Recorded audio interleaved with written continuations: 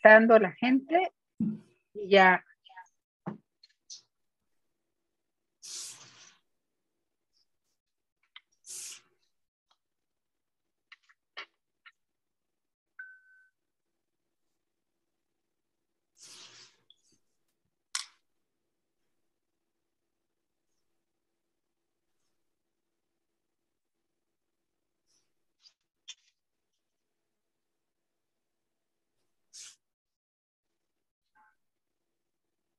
Ok, bueno, pues creo que ya se metieron todos. Ahora sí.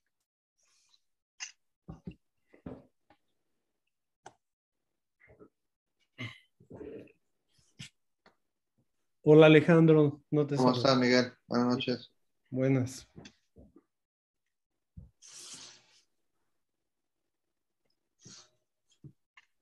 Bueno, vamos a empezar con nuestra sesión del día de hoy. Antes que nada, buenas noches a todos. Bienvenidos a nuestra segunda sesión del Centro Mexicano de Enfermedades Inflamatorias Oculares. Y como primer punto vamos a tener la lectura del acta de la sesión anterior a cargo de la doctora Lilia Gómez. Adelante, Lili, por favor.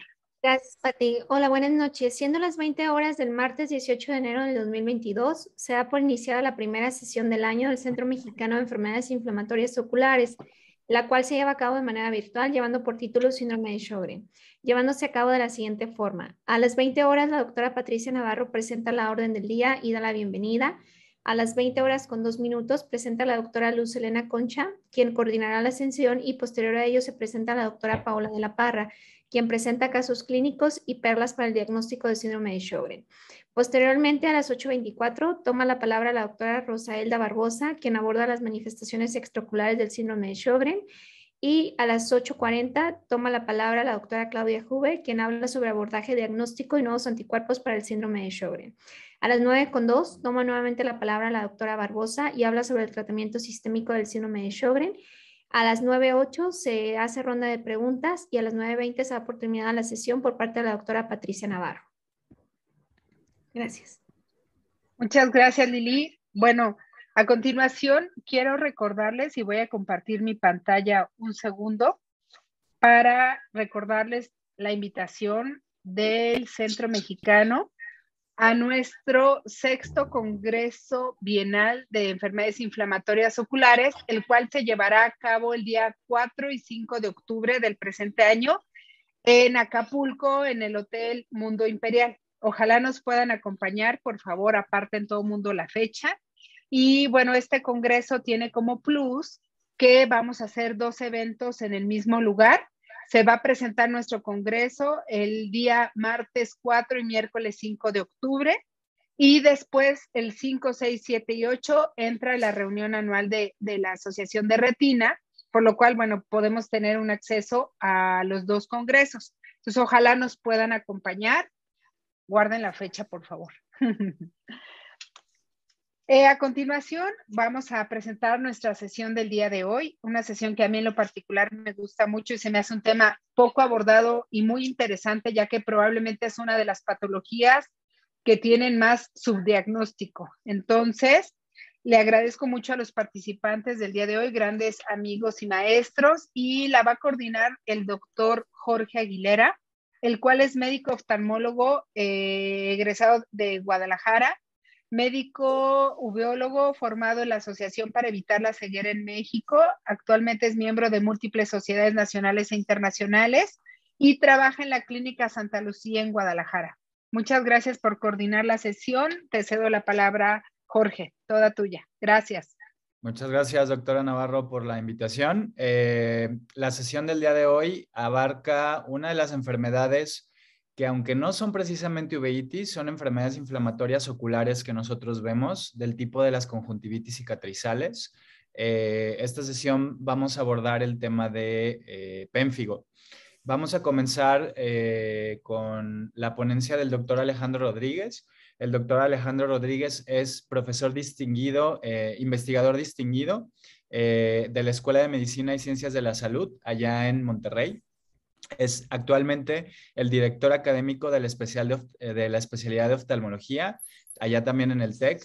Él es especialista en enfermedades inflamatorias oculares por parte el doctor Foster, es egresado de allá de Massachusetts. Y además de esto, él también tiene la alta especialidad en córnea y superficie ocular. Entonces, tenemos aquí un plus justamente con este tema. Doctor Alejandro, no sé si podemos empezar con su presentación, por favor.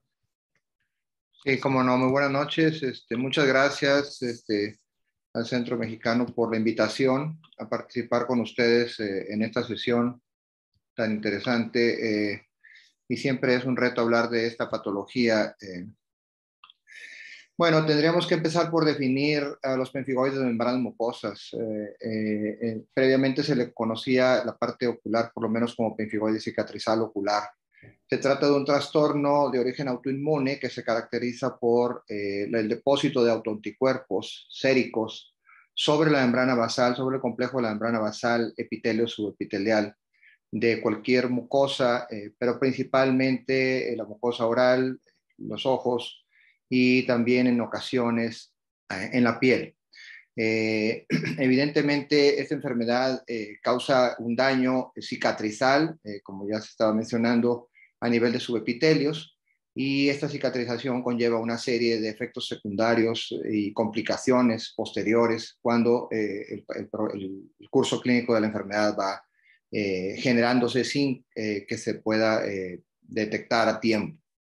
Esta patología en muchas ocasiones es bastante limitada y leve, sobre todo en algunas mucosas como la nariz y la cavidad oral. Sin embargo, a nivel ocular sí llega a dejar grandes repercusiones y hay algún grupo, algún subgrupo de pacientes que también tienen complicaciones muy significativas a nivel de la tráquea y del esófago, poniendo inclusive en riesgo su vida en algunos de estos casos. Lo que nos atañe a nosotros, evidentemente, ahora es la cuestión de la ceguera causada por esta patología, y les recomiendo esta tesis doctoral del doctor Steve Foster en Transactions in the American Ophthalmological Society en el 86, en el cual él vierte todo el conocimiento al momento que tenía sobre esta patología.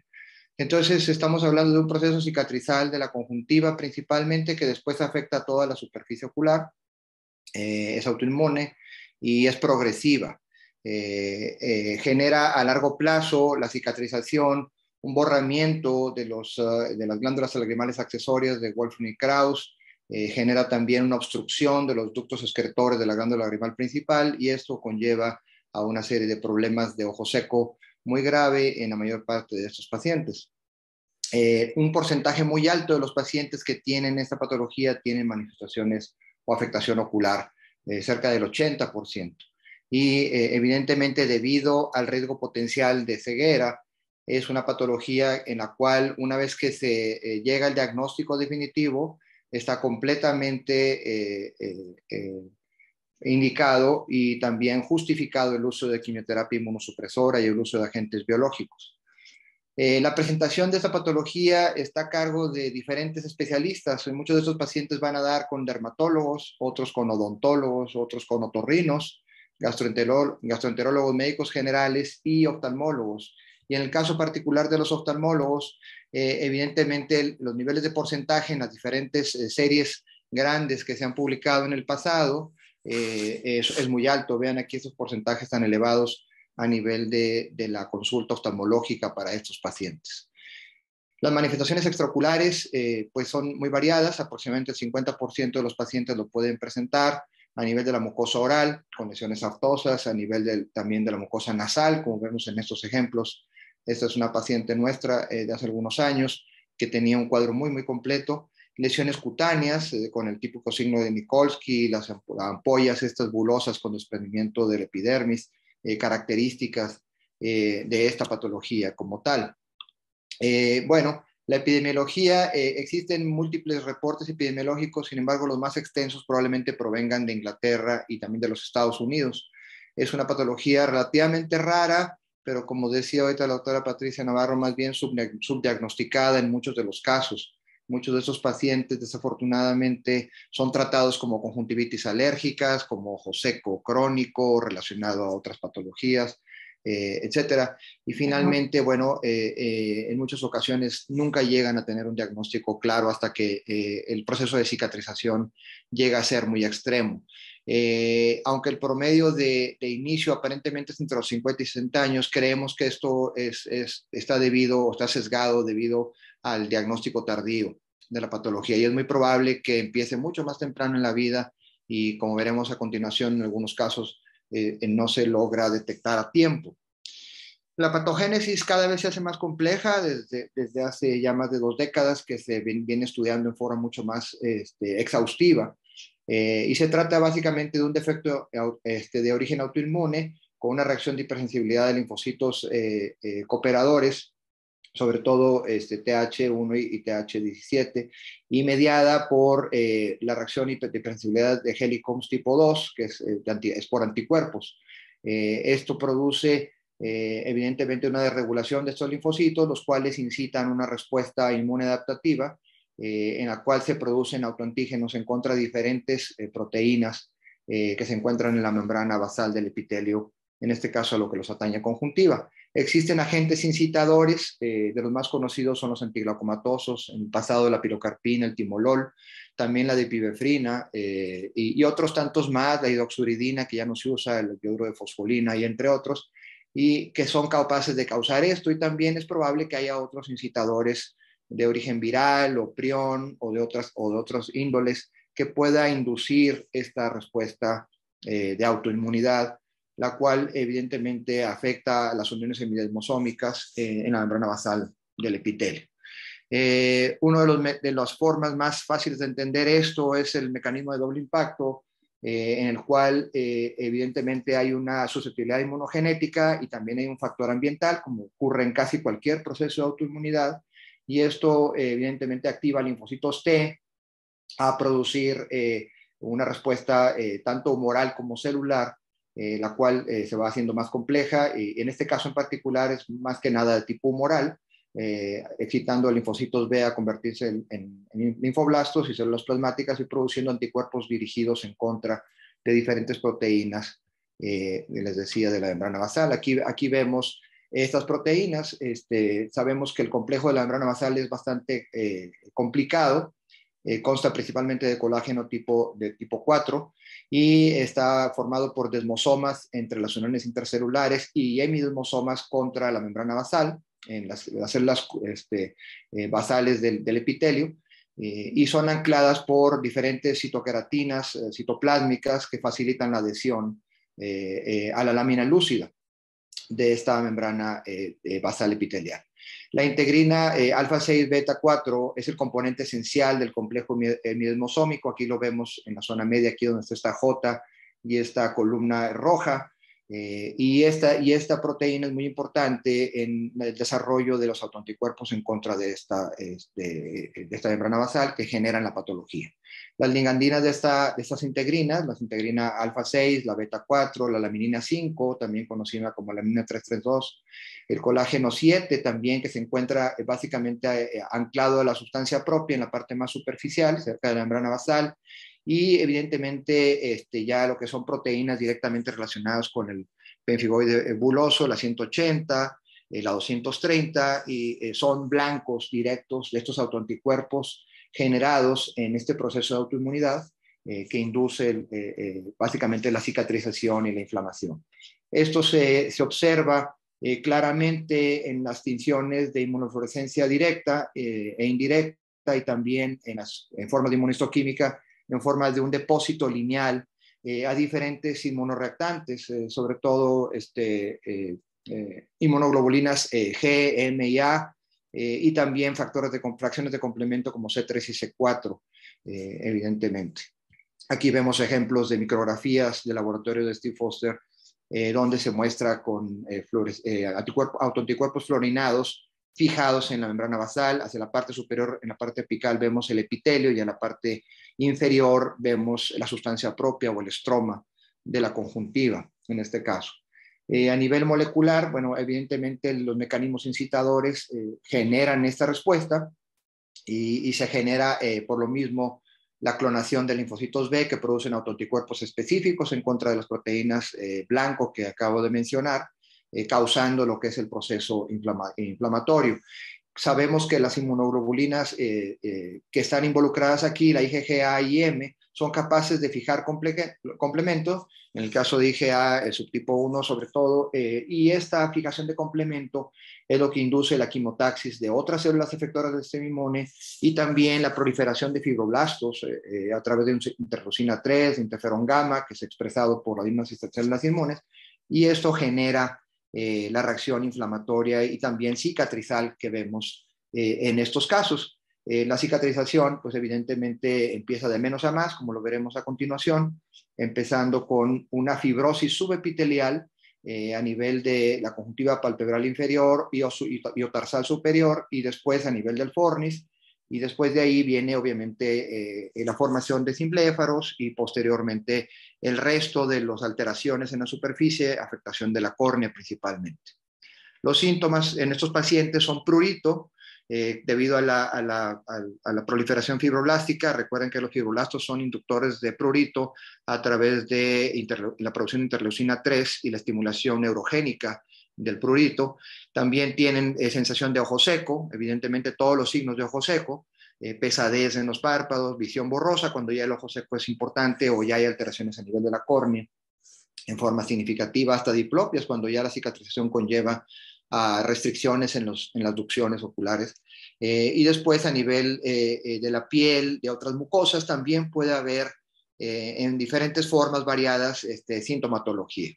Aquí tenemos en este cuadro un estudio que hicimos hace ya algunos años, allá por el 2010, que publicamos en la Revista Mexicana de Oftalmología, donde vemos hiperemia, prurito, como las dos manifestaciones más prominentes en estos pacientes, y luego otras secundariamente menos frecuentes. Y a nivel de signos, de signología, pues los simbléfaros es lo que en este estudio más vimos. Hubiéramos querido ver mucho más fibrosis subepitelial leve, que simbléfaros y acortamiento fornicial ya significativo, triquiasis, distriquiasis, que ya hablan de un proceso ya cicatrizal, como se ven en estas fotografías de estos pacientes, bastante más avanzado. Aquí vemos ejemplos, ¿verdad? Y también puede formarse entropiones y obviamente triquiasis y distriquiasis de las mismas, que es también cuando tenemos un paciente con este tipo de mala dirección en las pestañas o duplicación en las hileras de las pestañas, hay que pensar en una conjuntivitis cicatrizal crónica progresiva y particularmente en el pemfigoide. Aquí vemos algunos ejemplos de estos pacientes. Esta es una femenina de 67 años. La mayor parte de los pacientes nuestros han sido femeninas. En estadio 3 y estadio 2 en ojo derecho e izquierdo, en la clasificación de Foster, la clasificación clásica. Aquí vemos otro ejemplo de cicatrización y fibrosis conjuntival en un paciente que se le había dicho que tenía una conjuntivitis tóxica porque trabajaba en una gasolinería toda su vida y que le decía que los vapores de la gasolina le estaban generando una conjuntivitis tóxica y en realidad lo que tenía era un pemfigoide.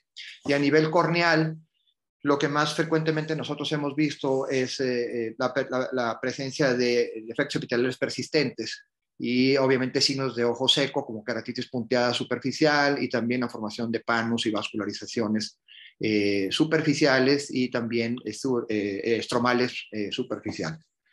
A nivel de la córnea, una vez que el ojo seco va progresando, pues veremos todo tipo de alteraciones hasta llegar a la metaplasia escamosa, a los efectos epiteliales persistentes que conllevan a grandes leucomas, al riesgo evidente de una infección microbiana, bacterias, en algunos casos hasta hongos en estos pacientes, pero sobre todo bacterias primordialmente oportunistas, pseudomonas, estreptococos, hemófilos y otros más, que son capaces de causar este tipo de infección. Aquí está esta paciente que les mencionaba, que es el caso tal vez más completo que nos ha tocado ver, con unos anquilobléfaros aquí en su ojo derecho a la izquierda inferior muy francos. Aquí también en la parte derecha se alcanza a ver el anquilobléfaro ya de lo avanzado que venía con la cicatrización. Y esta mujer tenía en los pilares faringeos anteriores lesiones aftosas y en la base del paladar, en las narinas, y también tenía una manifestación cutánea franca a través de la formación de bulas. El curso clínico de la patología, como decía, es progresivo. En este esquema trato de mostrar desde la fase temprana a la tardía a la izquierda y del lado derecho lo que es la progresión de la fibrosis, de leve, moderado y grave. Y vemos que inicia con una fibrosis subepitelial muy tenue Básicamente yo a todos mis residentes les digo que cuando vean una palidez en la conjuntiva palpebral inferior, siempre hay que pensar en que eso se trata de fibrosis y que pudiera ser un pemfigoide, así como pensamos en conjuntivitis de inclusión del adulto, en adenovirus previos severos, hemorrágicos, con formación de membranas, etcétera, etcétera, pero pemfigoide siempre hay que pensar en esa posibilidad. Y luego ya posteriormente vemos el inicio del acortamiento fornicial una vez que ya esta fibrosis se hace más extensa, después la formación de los simbléfaros, y esto ya empieza a generar alteración a nivel de la posición del párpado, de la formación de triquiasis, distriquiasis, y finalmente hasta llegar a la parte inferior, que es donde ya tenemos un ojo seco muy grave y ya tenemos alteraciones corneales importantes. Aquí están ejemplos de los estadios de progresión descritos por Steve Foster originalmente. Después hubo una segunda clasificación que Joe Tauber y Maite Sainz de la Maza junto con el doctor desarrollaron, que es mucho más compleja. A mí me gusta mucho más utilizar esta, que es muy simple, en 4 estadios, sin subdivisiones, que fácilmente, aunque es menos sensible a priori en cuanto a proseguir a la progresión de la enfermedad, fácilmente nos orienta en qué etapa estamos y qué tendríamos que hacer en el momento dado. Aquí vemos estadio 1, fibrosis subepitelial, estadio 2, ya el acortamiento fornicial, la tendencia a formación de pequeños microsimbléfara. Ya en la fase 3 tiene que haber simbléfaros francos, triquiasis y entropión, y en la fase 4 pues ya desafortunadamente tenemos mucha metaplasia escamosa, queratinización de la córnea, tenemos anquilobléfaros, etcétera, y alteraciones ya muy severas.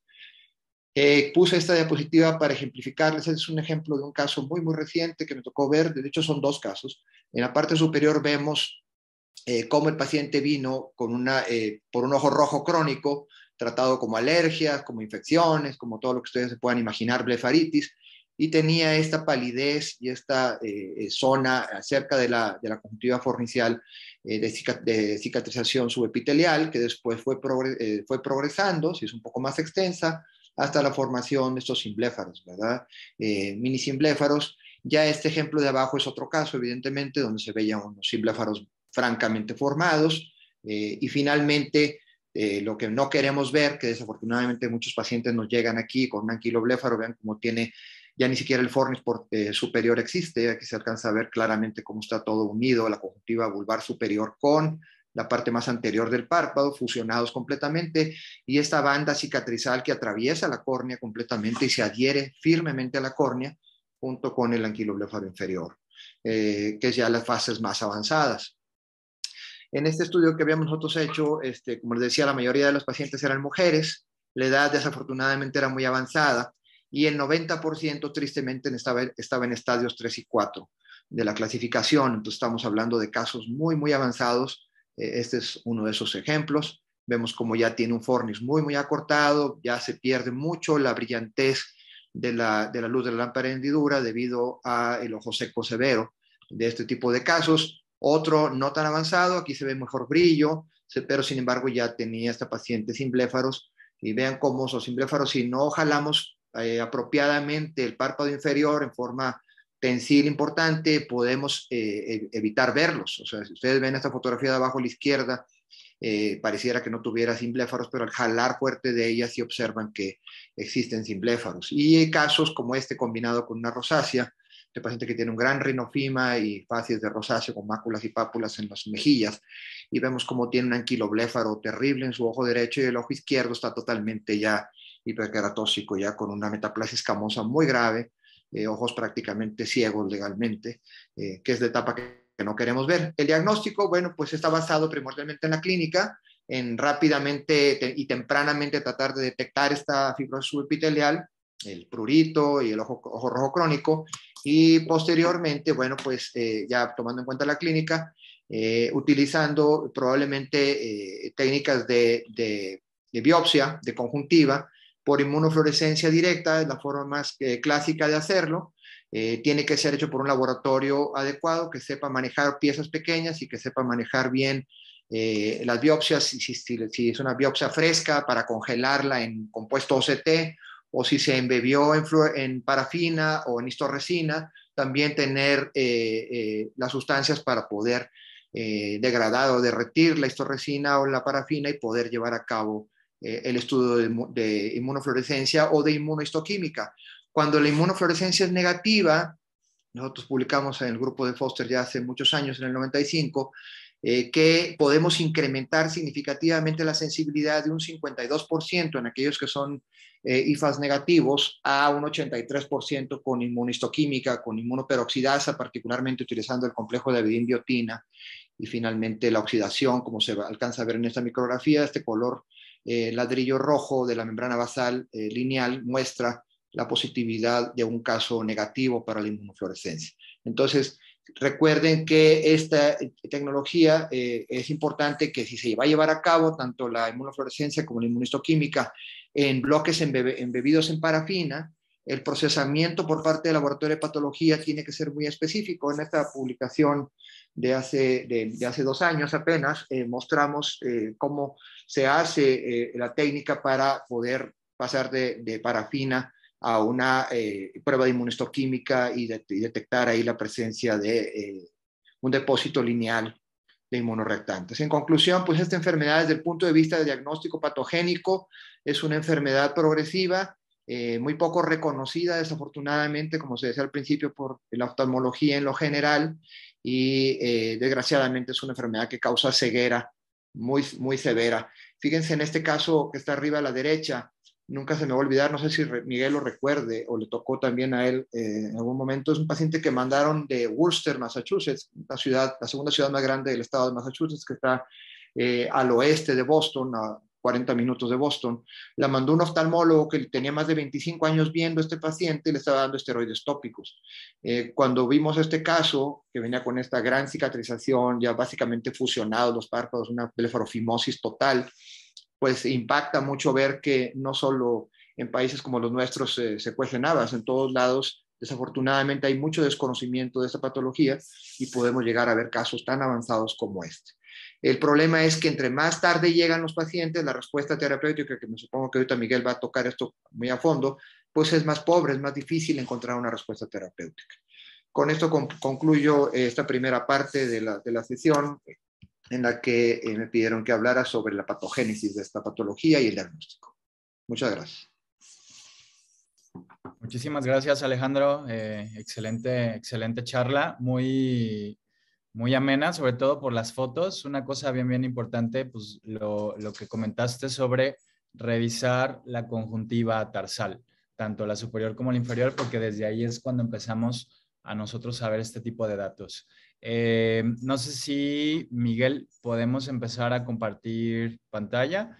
Voy a presentar al doctor Miguel Pedrosa. Él es profesor de posgrado de alta especialidad de oftalmología por la UNAM. Es el actual jefe del departamento de uveitis en el Instituto de Oftalmología Conde de Valenciana. Y el doctor Miguel Pedrosa también es egresado con el doctor Foster allá en Massachusetts, en Estados Unidos. Doctor Miguel, no sé si podemos empezar a compartir la pantalla. Sí, gracias.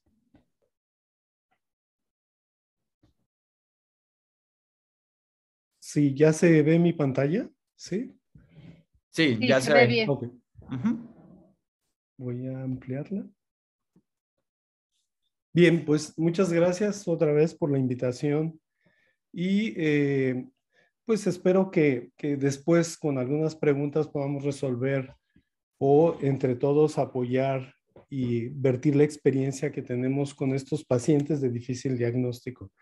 Este es un caso clínico que presentó la doctora Sandra Almanza, una residente del 2º año de nuestro departamento, y con el apoyo de los R4 del departamento de UVEA, que están aquí sus nombres. Esta es una paciente femenino de 58 años de edad que acude para valoración refiriendo sensación de cuerpo extraño y dolor intenso de 3 días de evolución en el ojo derecho. Es una paciente de Veracruz, ama de casa, niega toxicomanías, hipertensa de 4 años y refiere una evisceración del ojo izquierdo por una úlcera corneal aparentemente sin ningún diagnóstico definitivo. El ojo derecho con una agudeza visual de 20/70, mejor corregida 20/40, presiones de 12 y el ojo izquierdo una cavidad anoftálmica.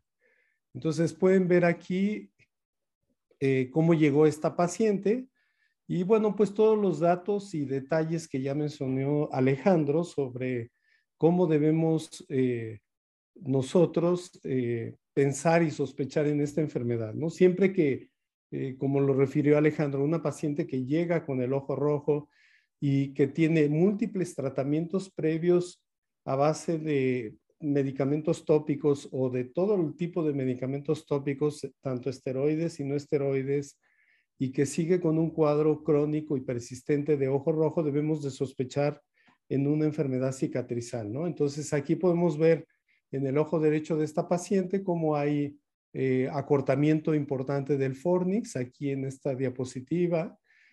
Hay una formación ya de simbléfaron, una fibrosis muy evidente que se ve en toda esta parte, en la porción superior, incluso con dificultad para evertir el párpado superior y valorar la fibrosis. Sin embargo, la córnea aún todavía la encontramos clara.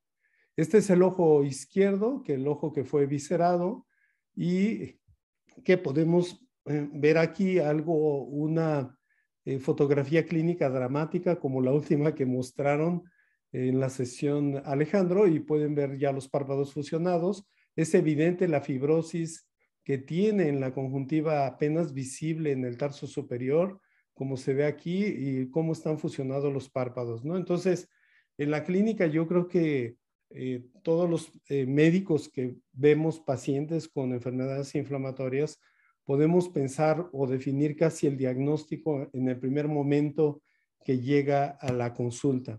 Esta paciente se le realizó una biopsia conjuntival, sin embargo, es algo que tratamos de hacer en todos los pacientes con conjuntivitis cicatrizal y con todos los laboratorios negativos para problemas infecciosos, por supuesto, como es siempre en todos los pacientes inflamatorios, decidimos aplicar un primer bolo de intravenoso de ciclofosfamida. Habitualmente combinamos metilprednisolona y ciclofosfamida al inicio del tratamiento de estos pacientes y pues el tratamiento tópico para el problema de la paciente, como se agregó aquí, corneregel, lubricantes, ungüento de antibiótico para atacar la blefaritis, suero autólogo al 20% y aseos palpebrales. Es importante el manejo integral en los pacientes con pemfigoide. Podemos ver en su cita subsecuente que en realidad no hay cambio en la agudeza visual y la inmunofluorescencia indirecta dio depósitos lineales de inmunoglobulina sobre la membrana basal del epitelio de la conjuntiva. Entonces vean ustedes después del primer bolo, no notamos ningún cambio clínico como se observan en estas diapositivas y normalmente valoramos por supuesto a través de un perfil de biometría hemática, química sanguínea, perfil hepático, general de orina, etcétera, antes de aplicar un segundo bolo de ciclofosfamida. Esta paciente se hacen los estudios, todo está bien y se aplica un segundo bolo de ciclofosfamida y se vuelve a citar para valorar. Vean cómo inclusive da la apariencia de que hay progresión de la enfermedad, no hay mejoría, el ojo sigue seco, la córnea se ve más afectada, como se ve en esta diapositiva, y la fibrosis está extensa, y la coloración de la conjuntiva, la inyección de la conjuntiva o la hiperemia, nos va a ir diciendo en la clínica la respuesta, por supuesto, al tratamiento que le iniciamos. Entonces, no tenemos otra opción, se aplica el tercer bolo de ciclofosfamida, se consideró agregar otro inmunosupresor como el metrotexato a 25 miligramos a la semana junto con ácido fólico. Son pacientes que siempre agregamos calcio y vitamina D. Hola, ¿cómo están? Muy bien, doctora. Me asustaron. Para la siguiente cita, el paciente en agosto persistía con esa hiperemia de la conjuntiva sin ningún resultado adecuado, lo cual ya era preocupante porque después del segundo o tercer bolo ya esperamos siempre ver una buena respuesta clínica del paciente, pero sin embargo agregamos un cuarto bolo. Habitualmente lo que hacemos en el servicio, como ustedes conocen la institución, es una institución donde llegan pacientes de bajos recursos, donde no pueden hacer un cambio hacia un biológico. Sin embargo, lo que buscamos siempre en nuestro hospital es preguntarle al paciente si es derechohabiente a alguna institución del sector salud, al seguro, al ISSSTE, Pemex les da también a veces biológicos, etcétera. Entonces a la paciente se le insistía que acudiera a sus citas a su institución del sector salud para tratar de conseguir a través de eso algún biológico. Entonces la paciente se aplica el cuarto bolo, se cita otra vez y en agosto se logró que la institución donde la paciente es derechohabiente le autorizara la aplicación de inmunoglobulina intravenosa y rituximab intravenoso. Entonces, afortunadamente, después de meses de que la paciente no lograba esta autorización, y yo creo que es una experiencia que al rato podemos platicar si ustedes tienen este tipo de problemas con las instituciones de salud, se logra autorizar y la paciente recibe inmunoglobulina intravenosa y rituximab 1 gramo intravenoso. Para este entonces, la paciente mejora su agudeza visual mejor corregida a 20/25, 20/26 y pues sí, pueden ver el cambio dramático después de iniciar rituximab junto con inmunoglobulina intravenosa. La conjuntiva empieza a aclararse, como se puede ver aquí, la córnea se ve mejor, ya con más transparencia, sin ninguna queratopatía irreversible que tuvo, y aquí pueden ver también en esta fotografía clínica la mejoría en todo este sector de la conjuntiva y también hacia estos lados, aunque aquí todavía hay persistencia de hiperemia conjuntiva.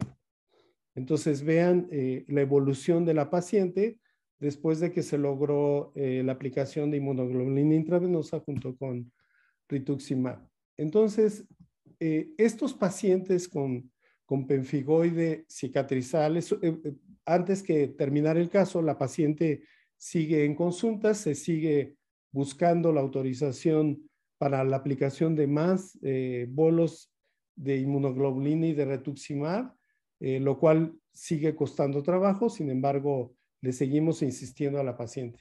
Estos pacientes, como ya lo había mencionado Alejandro, tienen toda una inmunopatogénesis muy compleja, pero que a final de cuentas nos produce un gran daño en la superficie del ojo. Entonces son pacientes que deben de tener un manejo integral, por supuesto, aunque tal vez el manejo más importante es el medicamento sistémico inmunosupresor. Los pacientes requieren un tratamiento de la superficie muy agresivo con ungüento y lubricantes sin conservadores por razón necesaria. Requieren oclusión de puntos lagrimales, retinoide tópico a una concentración de 0.01% y requieren también tratarse de las blefaritis severas que llegan a ser estos pacientes y meibomitis con compresas calientes, con aseo, y muchas veces se les agrega doxiciclina oral a tratamiento diario y de largo tiempo. Hay que tener en cuenta que la combinación del medicamento inmunosupresor con las medidas locales, nos debemos de diferenciar cuál problema se debe a la superficie ocular tan dañada por el proceso inflamatorio y cuál problema se debe a la actividad inmunológica de la enfermedad. Entonces, finalmente ese manejo integral, tanto con inmunosupresores sistémicos como el manejo tópico de la superficie, nos van a evitar algo que es el desenlace catastrófico en nuestros pacientes, que es esta conjuntivitis crónica que va produciendo una fibrosis, se produce un ojo seco a consecuencia de esta fibrosis, hay disfunción de los párpados, hay problemas de meibomitis, de blefaritis y por supuesto como un desenlace final, una queratopatía y neovascularización junto con una ulceración que nos puede llevar a una perforación corneal, ¿no? Todo esto va a llevar a la ceguera evidentemente a estos pacientes. Entonces, el tratamiento agresivo, el diagnóstico temprano, como ya lo platicamos, y el tratamiento agresivo sistémico junto con las medidas locales pueden evitar la evolución de estas etapas clínicas que ya mencionaron, desde la fibrosis subconjuntival hasta una etapa 4 de Foster, donde todos los párpados están fusionados, hay una neovascularización corneal, hay piel prácticamente en la superficie de la córnea, como es el caso de uno de nuestros pacientes del servicio, en donde podemos ver las 4 etapas de evolución de la enfermedad. Entonces, habitualmente el tratamiento sistémico en pemfigoide cicatrizal lo iniciamos con esteroides sistémicos, depende de la agresividad con la que se presenta el paciente, con bolos intravenosos y seguido por la vía oral, junto con algún inmunosupresor, ¿no? La dapsona ya no la encontramos fácilmente o ya está discontinuada, pero habitualmente la podíamos usar a 25 miligramos cada 12 horas, a 50 miligramos, aciatropina, que habitualmente usamos 2 miligramos por kilogramo por día, metrotexate de 7.5 miligramos a 35 miligramos semanal. Habitualmente nosotros la dosis tope de metrotexate es de 30 miligramos lo que utilizamos, o micofenolato de mofetil, 1 gramo por día por una semana y posterior cada 12 horas o al revés. Habitualmente seguimos estos pasos en el tratamiento, todos indicados por la experiencia del doctor Foster, en donde si la manifestación es leve a moderada de la conjuntiva, la inflamación es leve, podemos iniciar con dapsone, que es un buen medicamento, y podemos seguir con citosina de arevinócido o metrotexate, que es habitualmente lo que usamos nosotros, pero también podemos tener a la mano micofenolato o aciatropina, ¿no? Como lo mencionaba Alejandro, varios pacientes del doctor Foster vimos que incluso tenían una combinación de 3 a 4 inmunosupresores junto con esteroides para poder controlar la progresión de la enfermedad. Si el pemfigoide es severo, al momento de presentarse a la consulta de primera vez, entonces debemos iniciar con bolos intravenosos de ciclofosfamida y si esto no lleva a una buena respuesta, entonces consideramos el uso de agentes biológicos. O sea, es muy, muy problemático realmente lograr que un paciente entre al switch de biológicos, sobre todo, como ustedes saben, por las cuestiones del costo del medicamento, y no todos los pacientes cuentan con seguros ni de gastos médicos mayores, ni seguro de seguridad social que les permita tener acceso a biológicos. Entre estos, bueno, los mejores, ya está demostrado por varios artículos del doctor Foster y otros grupos que el rituximab puede utilizarse. La inmunoglobulina intravenosa también puede darnos buen resultado, pero también se puede tener a la mano infliximab, adalimumab, etcétera. Y sin embargo, esta combinación de rituximab y inmunoglobulina intravenosa todavía es mejor que si utilizamos por separado ambos biológicos. Entonces, aquí, por ejemplo, en las etapas diferentes de Foster, en la evolución o en la presentación clínica, es como elegimos el paso a paso en el tratamiento hasta hacer el switch a un biológico. Por ejemplo, el paciente del caso clínico que les mostré, pues es un paciente con ojo único que no podríamos confiarnos y dejarlo sin un tratamiento intravenoso agresivo inmediato para tratar de evitar la ceguera también en el segundo ojo. Entonces, la ciclofosfamida habitualmente la usamos a 2 miligramos por kilo por día, pero en México no tenemos ciclofosfamida por vía oral, entonces lo utilizamos a 10 a 15 miligramos por bolo y lo ajustamos a varios puntos importantes de la biometría hemática, ¿no? Nunca dejar que los leucocitos bajen de 4,000 de preferencia células por milímetro cúbico, aunque a veces tenemos cierta confianza y nunca dejamos que bajen de 3,500 leucos en la biometría hemática. Nunca hay que dejar de bajar 1,500 neutrófilos y 70,000 plaquetas. Entonces, este screening de laboratorio de rutina en los pacientes con tratamiento intravenoso de ciclofosfamida debe de tenerse mucho cuidado y en cuenta, aparte de pedir exámenes generales de orina para estar valorando si el paciente no tiene algún problema de cistitis hemorrágica. No olvidar en estos pacientes la ingesta de líquidos abundantes para evitar la precipitación en la mucosa vesical y el sangrado vesical, ¿no? Entonces, aquí nosotros, en esta tabla, pues es una serie de casos del servicio en donde aproximadamente yo creo que hemos visto estos 10 o 12 pacientes en un periodo de 10 meses en el servicio y algo que mencionaba el doctor Rodríguez, que desafortunadamente los pacientes llegan a nuestros servicios en una etapa muy avanzada de su enfermedad, ¿no? Vean cuántos en etapa 3, cuántos en etapa 4, ¿no? Y a estos pacientes, pues habitualmente hay que recordar que la enfermedad no es simétrica, puede ser muy asimétrica o puede tener una etapa de diferencia entre cada ojo y pues son pacientes que iniciamos habitualmente con medicamentos intravenosos agresivos para evitar la ceguera en los pacientes. Estos pacientes todos requirieron la mayoría metilprednisolona y bolos de ciclofosfamida, como está aquí, lo cual vamos regulando cada mes el bolo con el laboratorio, como ya habíamos platicado, y solamente el caso clínico que les mostré, que es la única paciente que pudimos lograr que se tratara con inmunoglobulina intravenosa junto con el rituximab.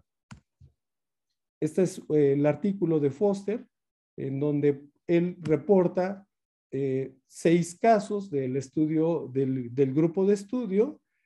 4 pacientes quedaron ciegos, estaban ciegos en un solo ojo, y estos pacientes que tuvieron rituximab con inmunoglobulina intravenosa, todos los 4 no tuvieron progresión del pemfigoide y se pudo preservar la visión en los ojos contralaterales. Y estos 2 pacientes donde tenían una inflamación conjuntival persistente de este grupo de 6, la inflamación se resolvió muy adecuadamente y la visión se preservó también en ambos ojos. Estos pacientes fueron tratados con rituximab más inmunoglobulina intravenosa y en su grupo de control, donde 6 pacientes no recibieron rituximab y inmunoglobulina, y todos los 6 pacientes tuvieron progresión del pemfigoide y se volvieron ciegos de ambos ojos, ¿no? Es un reporte de pocos casos, pero sin embargo la experiencia puede ir aumentando y podemos ver el beneficio de la combinación de estos medicamentos. El protocolo de la inmunoglobulina es una infusión, nosotros no la aplicamos, ¿no? O sea, lo aplica la institución que le autoriza al paciente el medicamento. También hay que recordar que la inmunoglobulina intravenosa es tal vez igual de cara o más cara que el rituximab y se utiliza una infusión de 2 gramos por kilogramo por mes dividida en 3 dosis a pasar en 8 horas, aplicada 3 días consecutivos con una premedicación como está aquí recomendado, que es una receta de cocina y todos lo pueden consultar cuando se requiera pasar el medicamento. Ya se atoró mi charla. Aquí está. Y el rituximab a una dosis de 375 miligramos por metro cuadrado. La inducción de remisión es de esta dosis cada semana durante 4 semanas. Es la experiencia que se tiene en varias enfermedades. Y la dosis puede repetirse posteriormente, ya sea en una recaída o repetirse semestralmente o cuatrimestralmente, etcétera, dependiendo de la evolución de cada paciente. Bien, pues eso es todo. Yo espero que estamos más o menos en el tiempo. Sí, muchísimas gracias, doctor Miguel. Estamos muy bien en tiempo. Vamos a pasar ahora a la sesión de preguntas. Ya tengo algunas preguntas. Veo que también la doctora Lourdes tiene levantada su mano. Vamos a comenzar primero con una pregunta de acá del público y si quiere ahorita vamos con usted, doctor Arellanes. Creo que esta va más bien dirigida para el doctor Alejandro. La pregunta es, ¿de qué parte se utilizan o se toman las biopsias en el pemfigoide ocular cicatrizal? ¿Se toman de la zona donde vemos la fibrosis? ¿Se toma de conjuntiva sana? ¿Se toma de conjuntiva inflamada? Y dentro de la misma pregunta se hace énfasis si el tratamiento tópico pudiera llegar a afectar el resultado de la misma biopsia. ¿Qué nos puedes comentar, Alejandro? Sí, muy buena pregunta.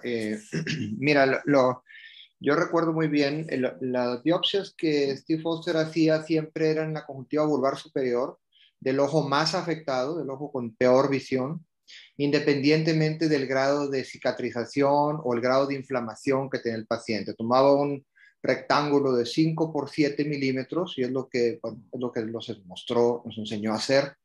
Yo le pregunté precisamente eso al doctor, o sea, en los primeros casos que me tocó entrar con él a las biopsias las hace en el consultorio, sin utilizar un blefaróstato, simplemente con unos guantes deteniendo con los dedos de las manos los párpados y haciendo al paciente ver hacia abajo, infiltraba con giro con epinefrina la parte subconjuntival dejando el tarso detrás y con una tijera de vanas y un punto 12 en las mismas manos cortaba el fragmento de tejido, ya lo bisectaba.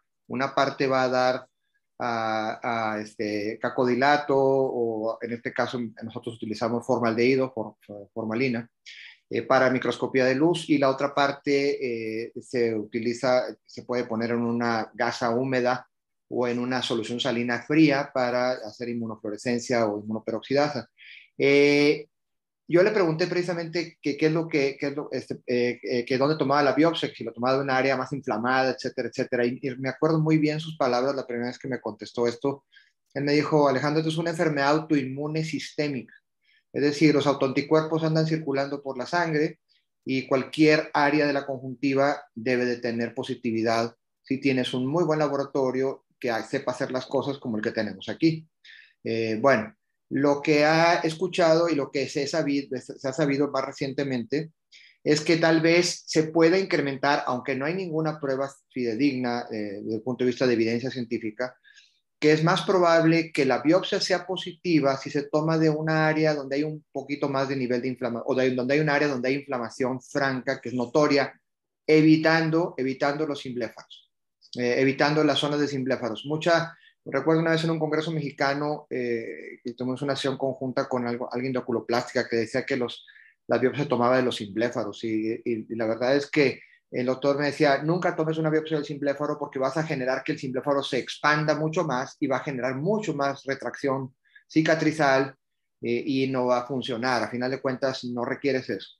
Entonces, hoy en día sí hay publicaciones que hablan un poquito de tomarla de un área donde esté un poco más inflamadito, pero de preferencia conjuntiva vulvar pura, donde no haya, y no muy atrás, no muy hacia el fornix, puede ser más anterior en el globo ocular, cerca del limbo, no necesariamente donde haya simbléfaros, y finalmente eso es lo que más se recomienda. Muchísimas gracias, Alejandro. Doctora Lourdes. Perdón, nada más, Sí, tal vez sí, algo, bueno, algo Miguel, que sí. Miguel, permíteme Nada un más. segundo. Miguel, mira, en relación a esto del sitio de las biopsias, totalmente de acuerdo en que no se debe tomar la biopsia en la zona de fibrosis. Incluso muchas personas dicen que tiene que tomarse la biopsia en la zona de conjuntiva aparentemente más sana. porque ahí es donde se puede tener datos positivos mucho más fácilmente. Por otro lado, y como dijo Alejandro, esto es una enfermedad sistémica. Y en el caso que tú presentaste, Miguel, que es un ojo único, tomar la biopsia y con el riesgo de exacerbar la enfermedad, si la tomas en un sitio poco adecuado, muchas veces se recomienda revisar la mucosa oral y tomar la biopsia de mucosa oral. ¿Qué opinan ustedes dos de eso? Miguel. Sí, bueno, sí, Lourdes, es algo que tú mencionaste que yo pensaba, tenía ya en la punta de la lengua, es que, claro, hay que tener cuidado de no tomar la biopsia en el área de fibrosis, porque, bueno, ahí va a ser muy difícil que encontremos un dato positivo de inmunofluorescencia y en las otras áreas, como lo menciona Alejandro, se puede tomar sin ningún problema. También nosotros tomamos habitualmente la biopsia, incluso a veces inferior, pero un punto que mencionas, Lourdes, que es clave. Un paciente que estamos viendo en la clínica, que por la historia y por toda la biomicroscopía consideramos que es un pemfigoide, habitualmente nosotros tomamos la biopsia y no nos esperamos al resultado.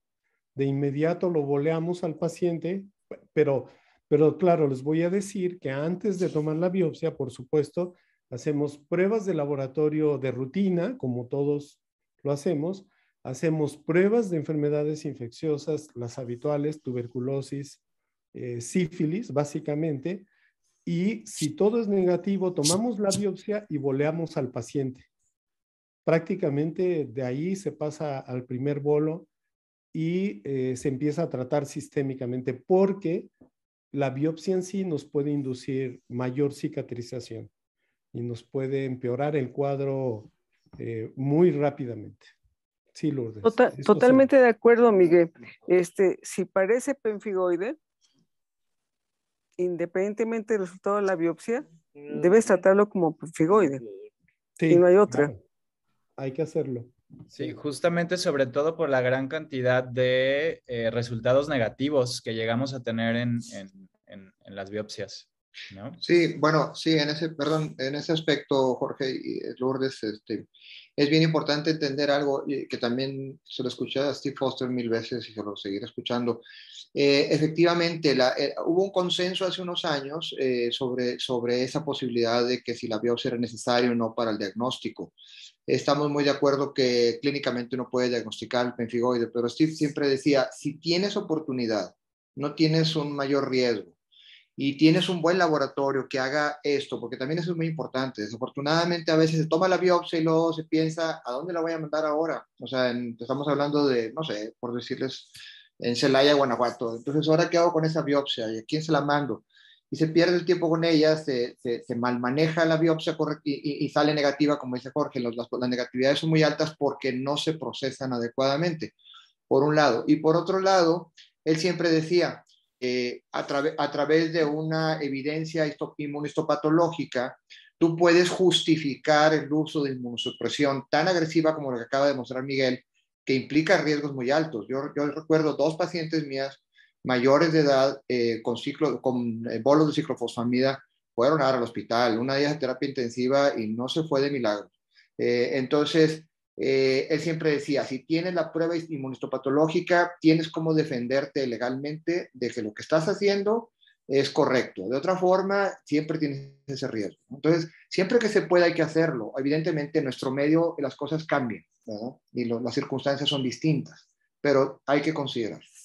Correcto. Tenemos también la mano levantada de la doctora Claudia Resillas.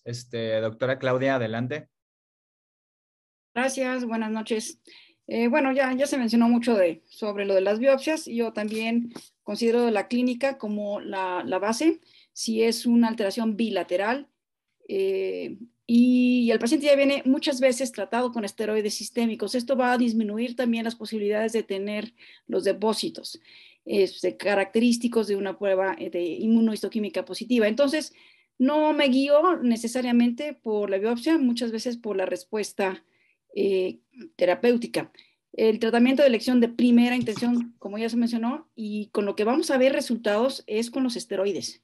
Y después tendremos que buscar una terapia de mantenimiento, ya sea un inmunosupresor o los biológicos que han funcionado de manera adecuada. Quiero mencionar dos cosas. Una, que uno de los problemas principales que tenemos con estos pacientes son las sobreinfecciones. Como no tienen una buena calidad de lágrima y tienen una alteración muy importante en los párpados, muchas veces no sabes si es el huevo o la gallina, si está inflamado por la enfermedad o está inflamado porque tiene una sobreinfección. Entonces, eso es algo que es común en la consulta y tenemos que decidir y saber muy bien ante qué estamos o si tenemos alguna bacteria que ya se ha hecho multiresistente, porque hay que recordar que estos pacientes reciben muchísimos tipos de tratamientos de todo tipo, ¿no? Ese era uno de los comentarios. El otro es el uso de conformadores. Hay quienes usan conformadores para evitar el cierre de los fondos de saco. Es una tendencia más de oculoplásticos que de gente de córnea o de superficie. Eso lo quiero dejar ahí en la mesa, a ver qué opinan los demás colegas respecto a cuándo usarlos, cuándo quitarlos, etcétera. Y la última pregunta que me surge es si el rituximab básicamente depleta las células B, no vamos a tener células plasmáticas, no vamos a tener anticuerpos. Y por otro lado, combinamos con inmunoglobulina, que son puros anticuerpos.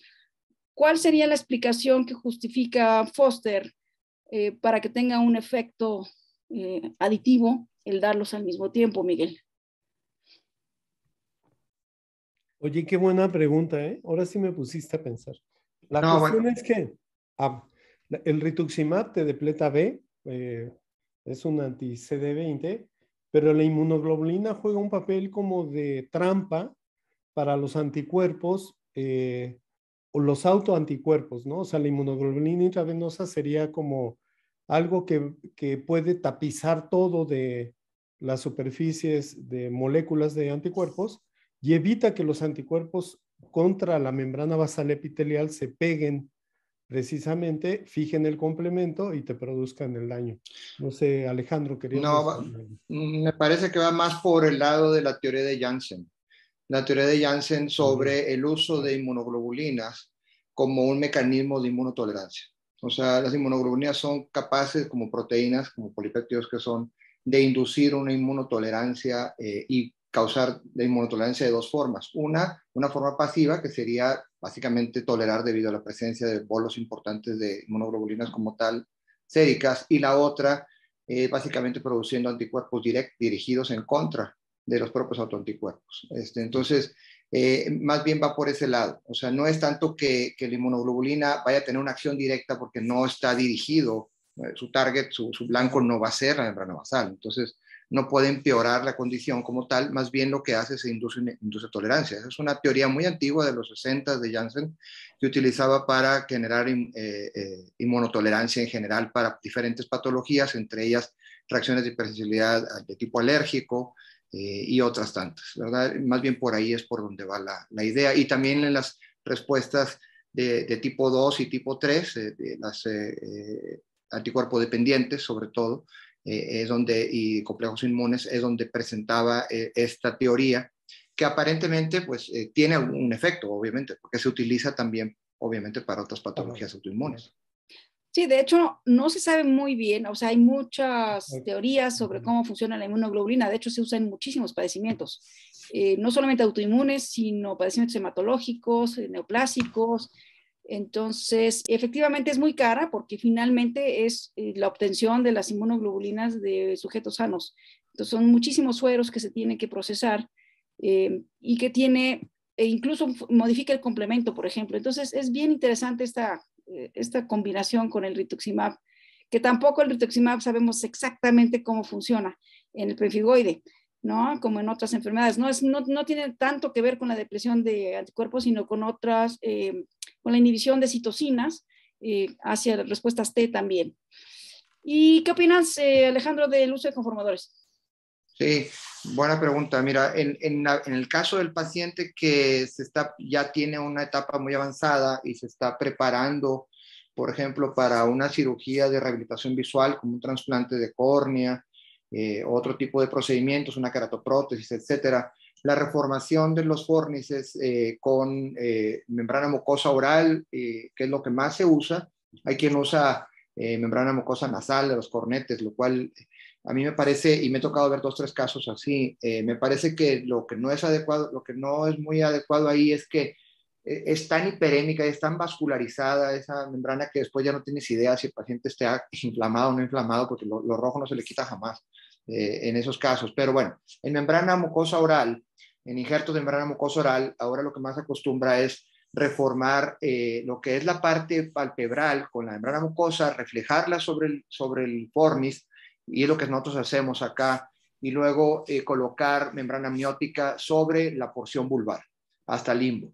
Y entonces sí utilizamos un conformador, pero más que como una forma de evasión de la formación de simbléfaros, más bien es para generar la adherencia de la membrana mucosa y en este caso el posicionamiento de la membrana amniótica sobre básicamente el estroma, que fue básicamente pelado, ¿verdad? Que fue arrancado de todo lo que es la conjuntiva cicatrizal que había ahí. Entonces, sí lo usamos más o menos de 10 a 15 días y luego lo retiramos. Pero más que nada es para que se adhieran correctamente tanto la membrana amniótica como la membrana mucosa oral que injertamos. De otra forma, yo no le veo mucho sentido para tratar de evitar simbléfaros, no creo que logre hacer eso. Sí, Alejandro, yo creo que es interesante que comentes en estos pacientes cuándo decides hacerlo, ¿no? O sea, hay que a lo mejor recalcarlo para que no quede... Sí, claro, el paciente tiene que tener un control, sí, claro. Exacto. Tiene que tener un estado de inactividad inflamatoria. También recuerdo mucho las frases de Steve que decía siempre al paciente con pemphigoide, le decía, yo su enfermedad se la puedo curar. Y cuando yo le pregunté, ¿qué significa curar, doctor? Dijo, inducir una remisión que dure años. Entonces, y sí se puede lograr hacer eso, evidentemente. Si curaba pacientes, si nosotros hemos curado pacientes con pemphigoide. Da la impresión de que es una enfermedad progresiva y que a pesar de todos estos tratamientos van empeorando. Lo que a mí me ha tocado ver aquí es que muchos pacientes no toleran el nivel de tratamientos que les damos. No sé si tenga que ver el estado socioeconómico, el estado alimenticio, otras condiciones secundarias, enfermedades metabólicas, etcétera. Pero definitivamente esos pacientes deben de estar totalmente bajo un estricto control inflamatorio de muchos meses, en estado de remisión, por así decirlo, aunque sea una remisión inducida con fármacos, para poder pensar en rehabilitarlos visualmente. Nunca se hace en una fase aguda o en una fase activa, porque evidentemente es como en el Steven Johnson y esas otras patologías, va a acabar en una cicatrización completa, y lo que hagamos, que va a costar mucho y que al paciente le va a generar un trauma muy grande, porque no son cirugías pequeñas, no va a servir de mucho. Claro. Súper. Vamos ya con las últimas preguntas. Esta va sobre todo para el doctor Miguel. ¿Qué opina, doctor, sobre el uso de la ciclosporina y el tacrolimus tópico en este tipo de enfermedades? Bueno, yo considero que el pemphigoide es una enfermedad sistémica y el tratamiento debe ser sistémico. O sea, realmente usar tópico estos medicamentos, aunque son, por supuesto, contra T y todo esto, no van a tener mayor beneficio en los pacientes, ¿no? Es como estos pacientes que nos comentaba Alejandro al principio, ¿no? Son pacientes que llegan y que tienen tratamiento de esteroides tópicos de mucho tiempo atrás, etcétera, y pues eso no funciona en los pacientes. Hay que hacer una inmunosupresión sistémica. Es una enfermedad sistémica. Otro punto más rápidamente, así muy importante aquí, Miguel y Jorge, es que los inhibidores de calcineurinas en forma tópica, su biodisponibilidad y su capacidad de atravesar tejidos es muy pobre, extremadamente pobre. Inclusive las formas que se han preparado en ciclodextranos, ciclodestrinas, no han sido capaces de tener una biodisponibilidad importante. Y aquí recuerden que esta enfermedad se genera en la membrana basal del epitelio y la conjuntiva. Es muy profundo, no va a llegar ahí. Súper. Y última pregunta, esto creo que va también en relación para los dos. Cuando hacen cirugías para rehabilitación visual en este tipo de pacientes, llegan a utilizar adhesivos tisulares o utilizan suturas normales, solamente los anillos. ¿Qué es lo que llegan a utilizar? Sí, bueno, yo en lo particular, el caso de lo que es la membrana mucosa, sí, utilizamos suturas, utilizamos Vicryl, suturas absorbibles. Cuando es posible las retiramos cuando vemos que ya se adherió correctamente, porque sí queremos que se adhiera firmemente y no vuelva a formar a perderse el fornix rápidamente. Y en el caso de la parte de membrana amniótica que utilizamos ahora que lo combinamos, utilizamos básicamente fibronectina, o sea, adhesivos tisulares. Yo utilizo, lo que utilizo es el T-Cell. Últimamente lo único que utilizo es T-Cell. Es muy caro, pero definitivamente es el que mejor adhiere, por mucho. Y sí pongo algunas veces puntos de anclaje con nylon 10 ceros sobre la parte vulvar. Unos 4 nada más. Para asegurar, ¿no? Súper, perfecto. Pues creo que por cuestión de tiempo nos vamos a detener aquí. Antes que nada, muchísimas gracias por esta charla, doctor Pedrosa, doctor Rodríguez. Fue creo que muy enriquecedora, sobre todo en este tipo de enfermedades, como ya lo comentamos varias veces, subdiagnosticadas o mal diagnosticadas.